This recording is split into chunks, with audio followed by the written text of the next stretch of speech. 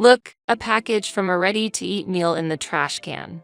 To think a wife would slack off when it comes to cooking. While saying this, my mother-in-law held up the empty package from a ready-to-eat meal I had eaten last night. Those who sneak into homes using stolen keys and rummage through trash cans should not be the ones to talk. Being a mother of twins, I at least want the freedom to choose my own meals. Moreover, my mother-in-law's talent for ignoring others is exceptional. That's right. I should take a leaf out of her book. Watch and see. I will definitely shut her up. My name is Abby. Lately, at 35, I frequently dream of my young son and daughter each having a wedding at the same time. Moreover, at different venues.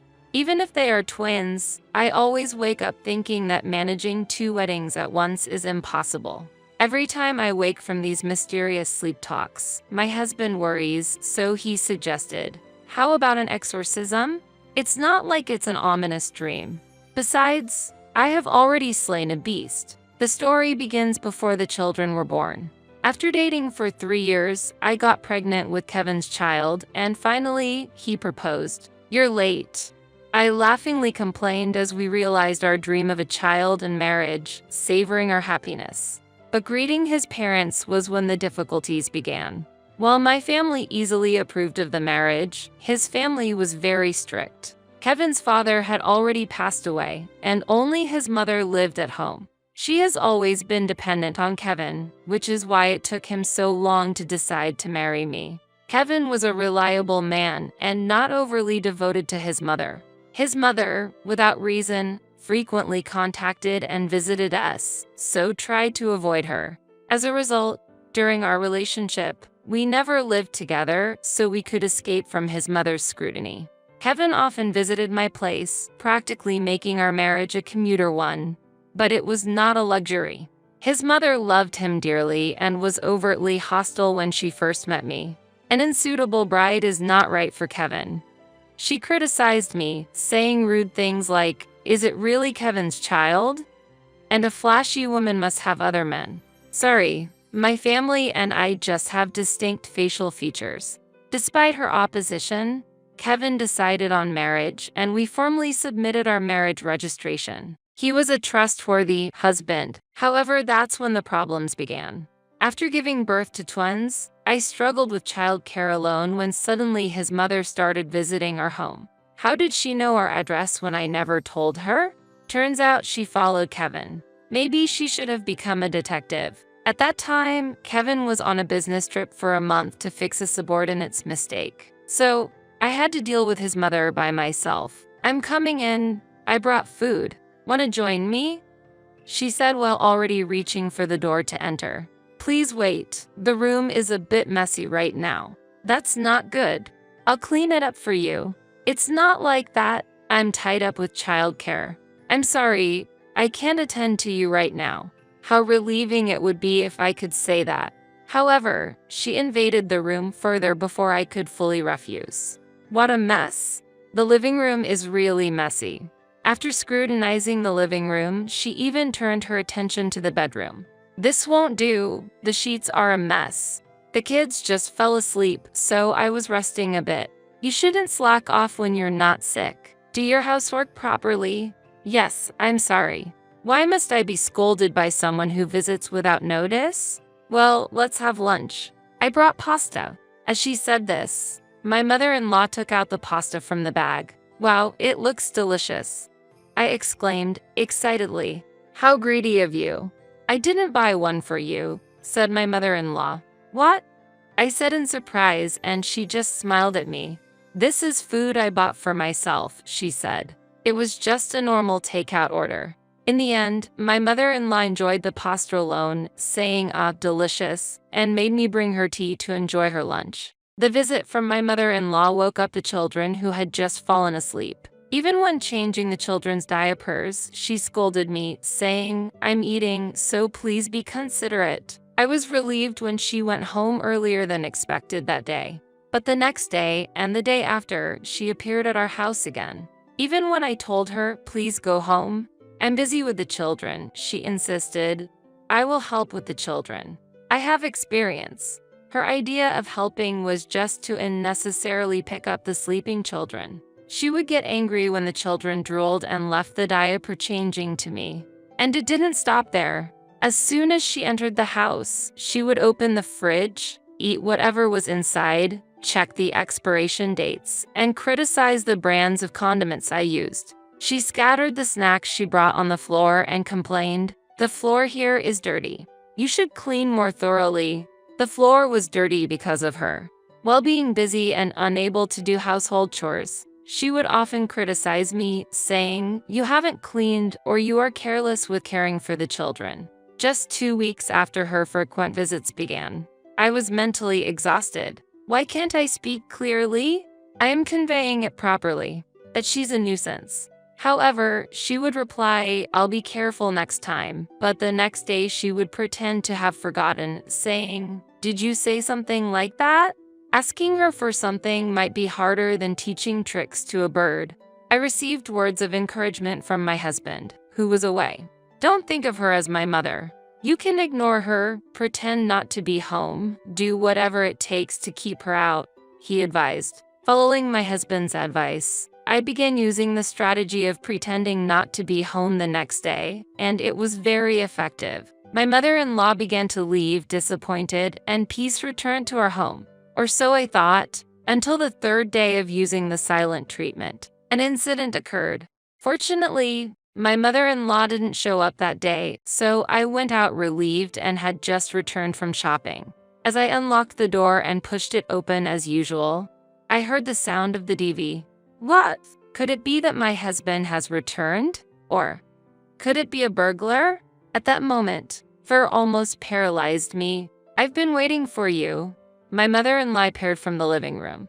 "Mother, why are you here?" "Because you've been avoiding me. Good thing I had a spare key." "What?" During one of her previous visits, she apparently secretly took a spare key that was stored in a shelf at home. I regretted not noticing it earlier since I was busy with taking care of the twins. But even if I weren't busy, it might be difficult to immediately notice such abnormal behavior. But it's good that I came. It seems you can't manage without me. The room gets messy the moment I look away. "What?" "But I just cleaned yesterday." I thought the room shouldn't be as messy as she said, but when I looked around the living room, it was clearly more disordered than before I left. Clothes pulled out of the dresser were scattered on the sofa and floor. The trash can had been knocked over, a strong smell of organic waste filled the air, and there were stains from the liquid of the organic waste on the carpet. It's only natural to think, could this devilish woman have done this? Seeing me speechless with dismay, she said with a smile, "Well, I'm leaving now, but please clean up this place." Unable to get the spare key back, and lacking the energy to tidy up the room while looking after the children. It really was the worst. However, this disordered, or rather, filthy room is also bad for the children, so I continued cleaning late into the night, even at the expense of my sleep. I even considered calling the police. Theft, trespassing, and vandalism are not things that should be excused, even among family. The next morning, exhausted, I was startled to be awakened by the loud volume of the television. The noise also startled the children, who all started crying at once. As hectic as this morning is, I thought hazily, wondering why the TV was on. As I feared, when I went to the living room, there was my mother-in-law enjoying watching TV while eating the rice crackers she had brought. As soon as she saw me, she exclaimed, "You're late. It's already 7:30. How long were you planning to sleep? You really are a laid-back daughter-in-law." When I was looking after the house, I never slept this late, she scolded, and I felt my anger rising. "I was up late cleaning the mess you deliberately made yesterday. I wasn't sleeping until 10 or 12 o'clock. Who even gave you permission to enter the house?" Well, you blame others even though you don't clean regularly," she said. "How dare you? I do clean." When I argued back, she sighed and said, "Then I guess we'll have to do a surprise inspection," and started rummaging through the kitchen trash can. She wouldn't listen to me telling her to stop. "Look, a package from a ready-to-eat meal in the trash can. To think a wife would slack off when it comes to cooking." As she said this, My mother-in-law held up the empty package of a ready-to-eat meal I had eaten last night. She looked as pleased as if she had caught a demon by the neck. It's despicable to enter someone's house and rummage through their trash. I've had enough. Please give me back the spare key. To defy an elder like that, you really are an ill-mannered daughter-in-law. I'm not returning the spare key. I have the right to keep it. You have no right to use the key without permission and justify your actions like a thief. I shouted, and she snapped back, "Be quiet." As I protested, she showed her anger and threw the remote control at me with all her might. A daughter-in-law should just quietly do the housework and not think for herself. Just do as I say. You won't surpass me for 100 years. If you are unlovable, the grandchildren won't be dear to me either. I wonder if I should do something to those kids. Saying this, she shook me repeatedly and hit my head with the remote control that had fallen to the floor. Perhaps because of the accumulated fatigue, when a person is hurt too much, they start to feel that the other person is stronger. I can't win against this person. It might be easier to just obey than to feel this pain, I thought. Looking back, considering my mother-in-law's age, I might have won with a little resistance. But I am a rational human being. There's a rule that you shouldn't hit people, and I followed it. In the end, I allowed my mother-in-law to keep entering our house with the stolen spare key. When I consulted with my husband, he suggested changing the locks. However, I don't think that would stop her. She had figured out how to bypass not being at home before, and even if we changed the locks and continued to ignore her, she would, for example, ring the doorbell all day or loudly demand to be let in outside so the neighbors could hear. This won't fundamentally solve the problem. When I shared these concerns with my husband, he said, "I'll handle it," and managed to come home temporarily from work. A truly supportive husband. The next evening, when my husband returned home, he called my mother-in-law to our house. She had visited earlier that day as well, so I thought she might resist coming, but she complied obediently because it was my husband who called. "Kevin, you're back. I'm glad you called me." My mother-in-law was pleased. However, my husband greeted her with a stern expression. "Mom, is it true you came over uninvited and took the key?" Well, what a thing to say. Stolen sounds so harsh. I was just borrowing the key to help Abby with the housework and childcare. If you borrow it without permission, that's stealing. But I heard her say lend. Maybe Abby forgot, insisted my mother-in-law. Oh, here it starts again. Whatever I say, her usual tactic is to claim she doesn't remember. I couldn't help but snicker. At my laughter, my mother-in-law clearly showed her discomfort and glared at me. Abby hates me, so she always blames others. Such a daughter-in-law is too good for you, Kevin. You should divorce soon. I can't forgive her for deceiving my son, this unscrupulous daughter-in-law. She exploded in anger.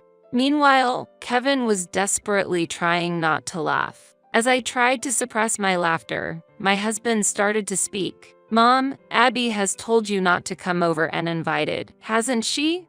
I don't recall her ever saying that. And you were also told not to open the fridge or give the kids chocolate without asking, right? I don't remember any of that. That's a lie from Abby." "Okay, I understand. Mom, let's go to a nursing home." "What?" "When you have dementia, you can't distinguish between what's yours and what's others, and you end up stealing things without realizing it. That's exactly what's happening to you. Abby wants to forgive you because it's a disease. It can't be helped." Wait a minute, Kevin. Also, looking at how you just behaved, losing control of your emotions and insulting people. These are typical signs of dementia. Kevin, I really am fine. People with dementia always claim that. They say they're fine and then can't listen to others, which is also a symptom. My husband, knowing his mother was fine, pointed out all her behaviors and asserted, "You have dementia." My mother-in-law's face quickly turned red as she shouted, "I am fine," and threw the newspaper she was holding. Dementia can make someone aggressive. The symptoms are quite advanced. We should call an ambulance right away. That's serious. As we spoke with serious expressions, my mother-in-law raised her voice. "Do you really think so?" "Yes, really. You don't need to be a doctor to see it. It's clear that you show symptoms of dementia. or it might be a mental disorder. Mom, which would you prefer, treatment for your illness or a nursing home? As we answered with a smile, my mother-in-law was outraged to be looked down upon like this. Kevin, when did you change so much? Is it because of her that you've gone crazy? I've always felt suffocated by your overprotection. Nothing has changed. It's only natural to become stricter with you as the family grows. But if you're sick, there's no helping. We should forget about the past and go to the nursing home. Treating your own parent like an enemy? If a parent steals things at home, they can be seen as an enemy. Not just the keys, she might steal other things too. I tried to help Abby with the childcare. Is your idea of helping with childcare just holding the kids and saying, "Let me change your diaper"? Or just holding them? You were only pulling us down, and it was better when you weren't here. Plus, you said scary things about not knowing what you might do to the kids. At my words, my mother-in-law showed a pained expression. I've been hit on the head before, and the police tend to be lenient with family, but with so many dangerous behaviors, if we seriously complain, the police will act. As I gave my mother-in-law a stern look, her body suddenly shook. It was rare for me to show such strong emotions, and my mother-in-law seemed surprised by that. Listen, Mom, if I get serious, I could ask a doctor friend to make a fake diagnosis of mental illness or dementia. If you continue to trouble us, I will seriously send you to a facility or hospital. If you don't want that, stay away from us. My husband slammed the table, which seemed to frighten my mother-in-law as she turned pale and started to tremble. Meanwhile, I rushed to comfort our child, who had been woken up by the noise in the next room. My husband also helped, holding our son. Mom, how long are you going to sit there?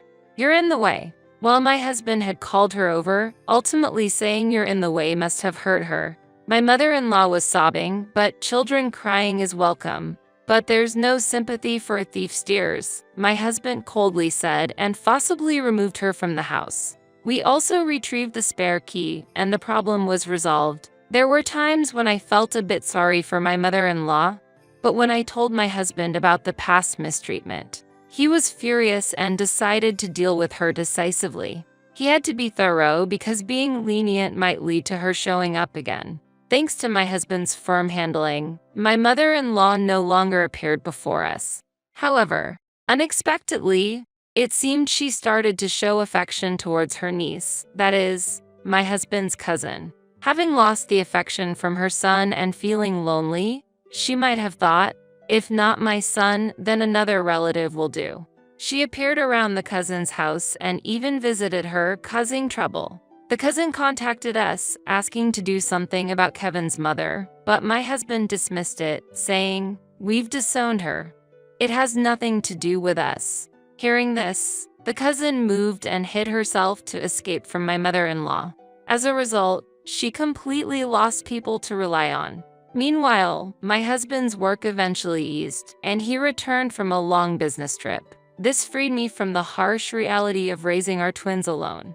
I wanted to rely on my own mother then, but my sister was also pregnant, and I couldn't ask anyone else, so it was tough doing things like bathing the twins alone. I truly felt grateful for my husband's support. Now, the twins have grown and are in elementary school, and being a boy and a girl, it's interesting how they don't look or act very similar.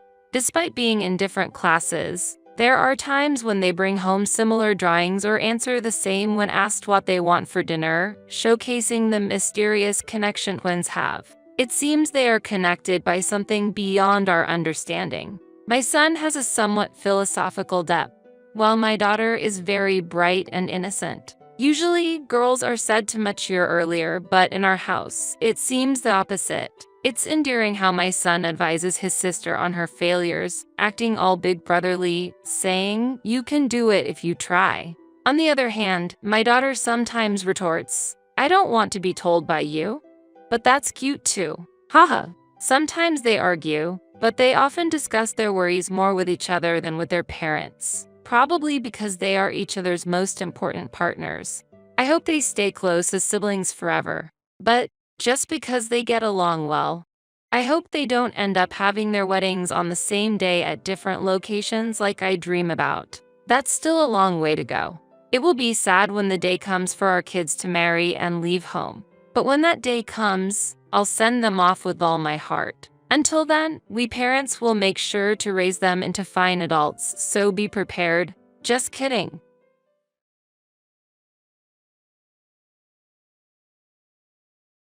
Now the house is mine. If you have any complaints, let's get a divorce.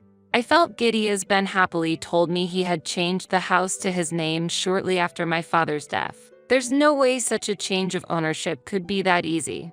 I thought Ben might be misunderstanding something. If that's the case, I don't mind getting a divorce, but won't you regret it? Not expecting me to agree to a divorce, Ben exclaimed in surprise. What? There's no way I would regret it.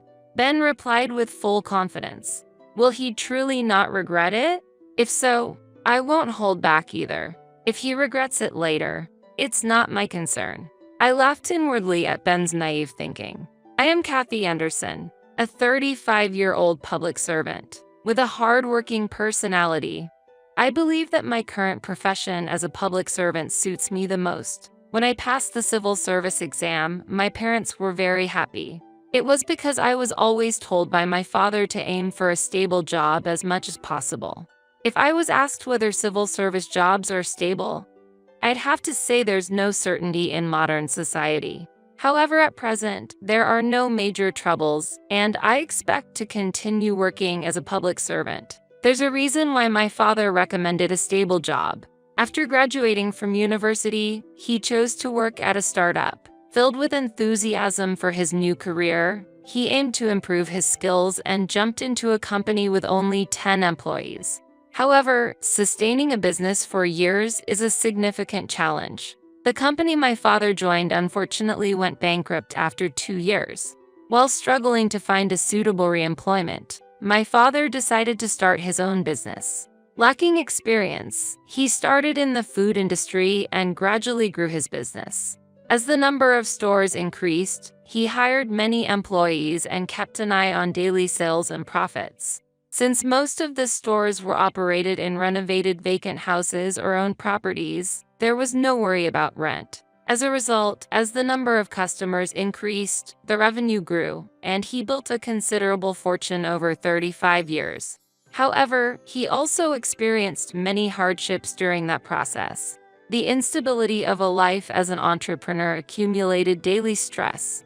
As profits began to rise, people motivated by money gathered, leading to difficulties in human relationships. Sometimes, employees would even take off with the store's funds. Building wealth was not easy. Therefore, I think my father wanted me to avoid the hardships he experienced and wished for a comfortable life for me.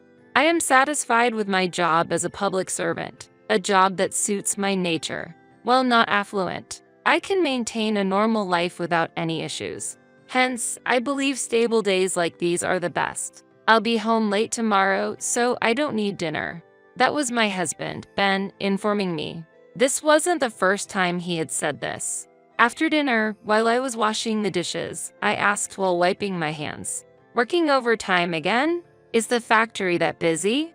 "It's a busy period right now." Ben works in a semiconductor manufacturing plant on the assembly line. Having worked in this job for 18 years since graduating high school can be extremely challenging, considering you process parts every day for 8 hours straight. It's nothing for me, but for Ben it seems to be easier than using his brain. I can understand since semiconductors have been scarce recently. Must be tough. Yes, so I might be a bit late. Understood. Take care.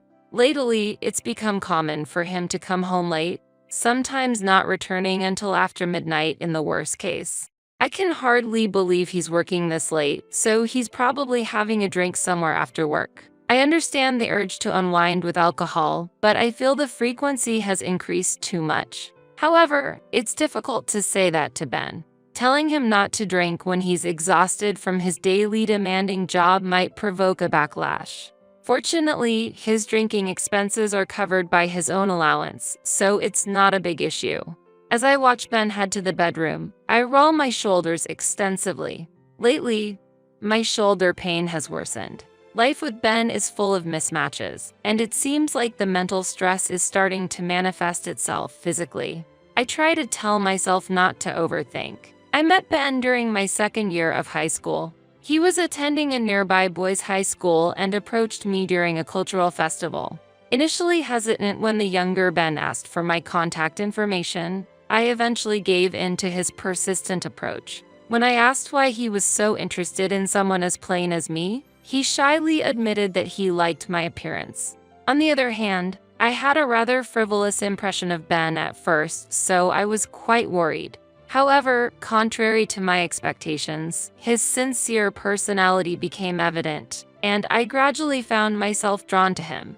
Even after Ben started working post-high school and I became a civil servant following university, he has always been my partner. We got married at 27 but haven't been blessed with children. It may not be possible anymore, but I feel our life together is not bad. As long as I can spend the future with the present Ben, that's enough. He probably feels the same. In the midst of these peaceful yet busy days, an unexpected call came to my phone. Hello? Kathy. Oh, good. You're there.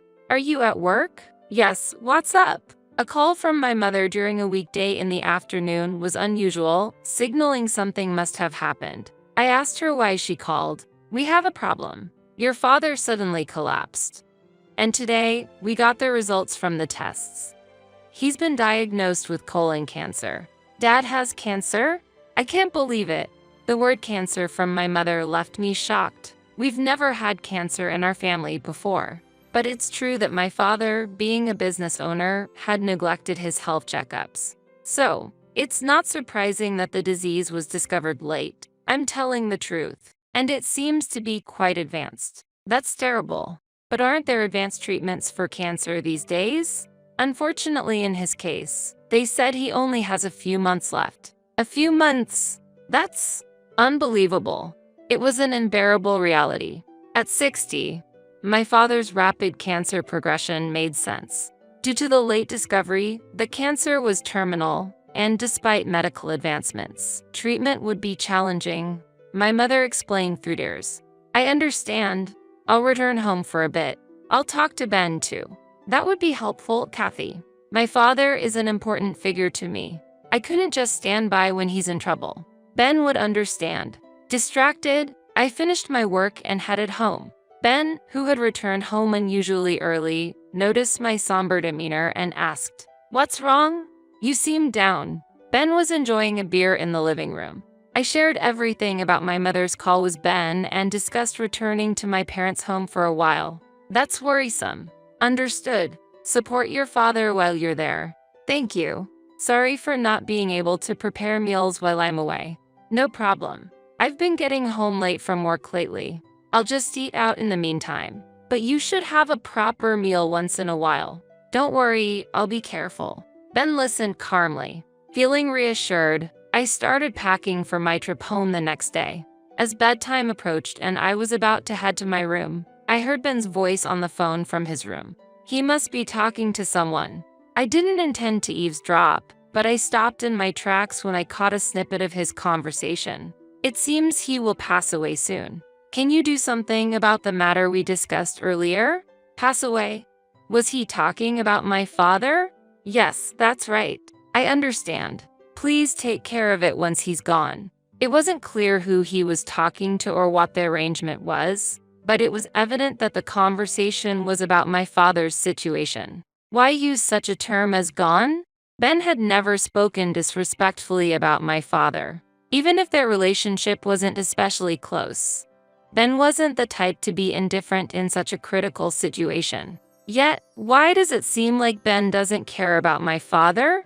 Even though my father is terminally ill, he is still alive, and discussing matters after he is gone with someone else is inappropriate. At that moment, my trust in Ben wavered. Since then, I couldn't shake off my suspicions about Ben. Take care, Ben said cheerfully as he saw me off, but I couldn't stop thinking about his phone conversation on my way home. It seemed like he was plotting something. If it's related to my father, it must be about money. I never told Ben about the extent of my father's wealth. I felt discussing finances might lead to problems, so I decided we could discuss inheritance when the time came. At this stage, I didn't see the necessity to talk about it. I wasn't hiding it. I just thought it was premature. But what if Ben knew about my father's wealth and was targeting it? I shouldn't think about it too much. While trying to dispel these negative thoughts, I spent time supporting my father and enjoying pleasant conversations. I'm grateful, Kathy, Mom. I'm a lucky man. You don't have to be so formal. It's too early to be thankful. We tried to maintain a cheerful atmosphere while looking at my father's calm smile. The last moments with my father ended 3 months later. Neither my mother nor I were fully prepared for the premature goodbye. During the funeral, I was in a daze, struggling to accept the reality that my father was no longer in this world. On the other hand, Ben was oddly cheerful, which felt unsettling to me. It wasn't until a week after the funeral, as I was drinking alone in the living room, that Ben approached and said, "The hassle is finally over." Crossing his arms and clasping his hands behind his head, he spoke with a cold gaze. "Hassle? Yes, exactly. I was hoping your father would kick the bucket a bit sooner. But even after that, there were still procedures like the funeral to deal with, so it was a pain in the butt." "How can you say that? Someone has died, my father at that. How can you talk like that?" I couldn't help but retort to Ben's astonishing statement. It became clear that Ben had actually wished for my father's early death. I remembered the phone conversation about my father. What were Ben's true intentions? When can we receive the inheritance? Your family is quite wealthy, right? I know there's a substantial fortune to be had. At that moment, I understood what Ben had been aiming for. I never imagined Ben would have his eyes on my family's wealth. I had never discussed my family's financial situation with Ben. However, it seems Ben knew that my father had substantial assets. You look like you're wondering how I knew. I can understand. My family was always poor. Securing daily meals was a struggle. On the other hand, I heard your family was wealthy and your parents often went on trips. Just that fact alone made it clear your family was affluent. That's why I made some inquiries beforehand. Inquiries? With whom? Ben used the word inquiries after guessing my family's financial situation. The day Ben was on the phone in the bedroom flashed through my mind, and I wondered if that was the inquiry he mentioned. I asked a real estate lawyer acquaintance about the old man's inheritance. "I'm going to make sure to receive the inheritance properly." "What?" I was shocked that he had discussed the inheritance with someone else without my consent, and doing so while my father was still alive. At that moment, I began to doubt whether the person in front of me was truly my husband. "You'll get a response soon. Just wait." With that, Ben returned to the bedroom. He was probably going to contact that lawyer again. I was just astonished by his unbelievable actions. Why would he investigate my family's inheritance on his own? Is there any other spouse who would do such a thing? Inheritance is a matter our family should discuss, not for Ben to get involved in. My trust in his actions wavered, and I started avoiding conversations with him. We spent some time without speaking, but the situation changed drastically a month later. Putting aside Ben's previous comments on inheritance, the estate was formally transferred to my mother and me. I inherited my father's mansion worth $2 million and felt the weight of this asset. I had no intention of moving into the mansion right away, and it seemed a waste to just leave it unused. While I was contemplating whether to turn it into a vacation home or sell it, Ben suddenly spoke to me after not having exchanged words for days. "Hey, Kathy, how are you doing?" How ironic, considering we lived under the same roof. Ignoring his words, I reached for a book nearby, but he continued, "Listen, I've changed the ownership of the mansion you inherited to my name." I stopped reading and stared at him in astonishment. "What are you talking about?" "Yeah, I asked that real estate lawyer to proceed with the title transfer." "You did a title transfer, really?" "Yes, really." I was speechless. Not only did he do it behind my back, I also had a problem with the lawyer involved. Now the house is mine. If you have a problem with that, we can get a divorce. And I'll be giving the house to my family. My brother has been wanting a larger house, so I want to make him happy. Just after my father's death, Ben was happily talking about changing the house to his name, and I felt dizzy. It seemed unlikely that a title transfer could be done so easily. And for his family to move in? I thought Ben might be misunderstanding something but was at a loss for words. His actions infuriated me, and I couldn't let this go. It would be better to plan and retaliate rather than confront him with words. If that's the case, I don't mind getting a divorce, but won't you regret it? Ben seemed surprised that I would accept a divorce so readily. Regret? There's no way I would. Ben replied with full confidence. Will he truly not regret it? If so, I won't hold back either. If he regrets it later, that's his problem. I smirked inwardly at Ben's naivety. I decided to use every means possible to gather information about Ben's personal life. I decided to take a vacation and inspect Ben's room while he was at work. Ben's room was a mess, with various items scattered all over the floor. There, I found something and quietly slipped it into my pocket. Next, I reached for the computer on Ben's desk and launched the messaging app. I see, this person is the real estate lawyer dealing with legal issues. The messages exchanged with James Owen were appalling. They were mostly about money. The discussions were about how to illicitly acquire funds. I sighed in surprise. It seemed pitiful that Ben was following such a person's instructions. After leaving the room, I headed to a certain location. After repeating tiring tasks, I went to confirm Ben's greed. The deeper I investigated, the more I realized what kind of person I've actually been living with. That sent a chill down my spine. After concluding the investigation about Ben and feeling completely detached, I decided to file for divorce.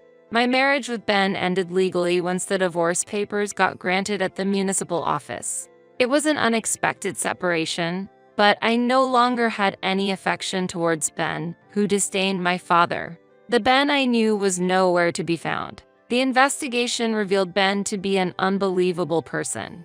After submitting the divorce papers, the house was no longer mine. In fact, the house was purchased in Ben's name from the beginning, with a mortgage taken out. I considered moving out, but Ben did not return to the house afterward. He's probably living in the mansion I inherited. He might be living comfortably now, but how long will that happiness last? I calmly thought about Ben's future.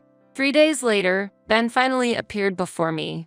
Kathy, has the divorce already been granted? He asked anxiously as he entered through the front door. He came back suddenly and asked an impertinent question, to which I responded, "What? So, we're divorced, right?"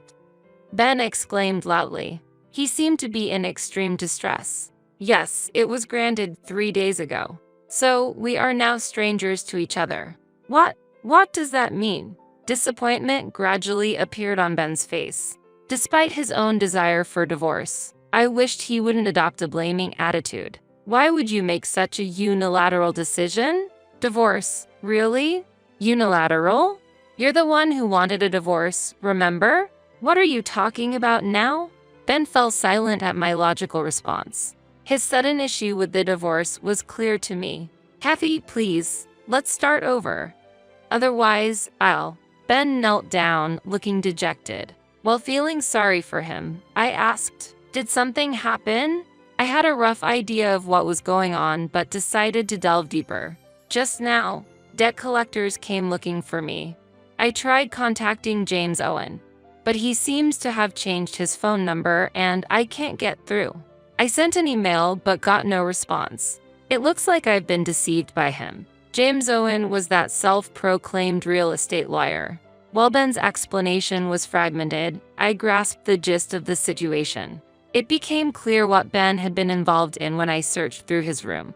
It seems you were obsessed with gambling. There were gambling receipts scattered all over your room. I also investigated your visits to the local casino. You've been going there for almost a year, right? Is that why you ran out of funds? Checking our joint bank account, I noticed gradual withdrawals that I couldn't recall, and it turned out you were also taking money from our savings. Is that why you were duped by that real estate lawyer? Exactly. Ben had been secretly spending his days gambling without my knowledge. The reason for his late returns was not due to drinking parties but because of gambling. When the inheritance from my father came up, It must have seemed like an opportunity for him. He had consulted with the so-called real estate lawyer Owen on how to get his hands on the inheritance. Yes, that's right. I know gambling is wrong, but I was deceived by that person. The grand mansion that Kathy inherited didn't become mine. I'll go bankrupt at this rate. That would be sad, right? That's why I'm asking for help. How ironic of him to propose divorce only to beg for reconciliation later. I felt contempt rather than anger for the pitiful behavior of my former partner. Has he forgotten that he secretly wished for my father's death and insulted him? I couldn't even consider that man as my ex-husband. What? What are you talking about? You're the problem, aren't you? Sympathy. I have no such feelings for you. After all, getting deceived was also due to your carelessness. The real estate inherited from my father is in my name and not subject to division. Changing its ownership without consent is impossible. Yet, you were naive enough to get deceived by James Owen, and now you come asking for help? I will never forgive you, not in a lifetime. Seeing my face filled with anger, Ben got scared. I opened the front door, leaving him aside. If you don't mind, I will move to the luxurious house I inherited from my father. As for you, try to manage your life in this house. Oh, and don't forget about the loan repayment. Good luck. Wait, despite his call from behind, I coldly left him behind and walked away with dignity. 7 days later, I was surprised by an unexpected call. Seeing the name displayed on the screen, I couldn't believe my eyes. It was Ben's mother. I answered the phone, anxious that she might criticize me for the divorce. However, the words I heard were completely unexpected and surprising. Kathy, I'm truly sorry. My son seems to have committed something unforgivable towards you. I'm honestly at a loss for words on how to apologize. Her voice was filled with deep regret and apology. I responded with some confusion. No, there's no need for an apology. Please don't worry about it. But she didn't accept my words. No, I can't just leave things as they are. I heard my son is trying to have you shoulder his debt repayments, and I'm both shocked and profoundly disappointed. We plan to give him strict guidance at home from now on. I've warned him to be prepared for a tough time. We won't let him gamble ever again, and we'll teach him the importance of money management. For a while, he'll have to take on all responsibilities for work and home life on his own, she expressed her firm resolve. Ben's mother felt strong anger towards her son's inappropriate actions, and he was about to face some harsh days, she passionately explained. I secretly hoped to see how Ben would confront this, feeling this was a just retribution for him, who scorned my father and tried to swindle away the property I cherished. I had no ounce of sympathy for him. I genuinely hoped he would dedicate himself to repaying his debts. And as planned, I moved to the magnificent mansion I inherited from my father. This new home, furnished and requiring no additional purchases, filled me with a profound sense of satisfaction for the new life ahead. Although I left behind clothes and other small items at the old house, the excitement for the liberating life ahead made me unstoppable. The new residence was spacious, an extravagance for one person. Currently, I'm not keen on remarrying. However, if fate smiles at me and I meet a soulmate again, I'll invite that special person to this expansive living space. Imagining the expression on the future spouse's face as they enter this house brought a smile to mine. This hopeful anticipation is a significant light of hope for me now. And I sincerely say, thank you, Dad. This valuable house, his last gift, is more than a physical space. It's the foundation for starting a new life, a place that connects me to the past and steps into the future.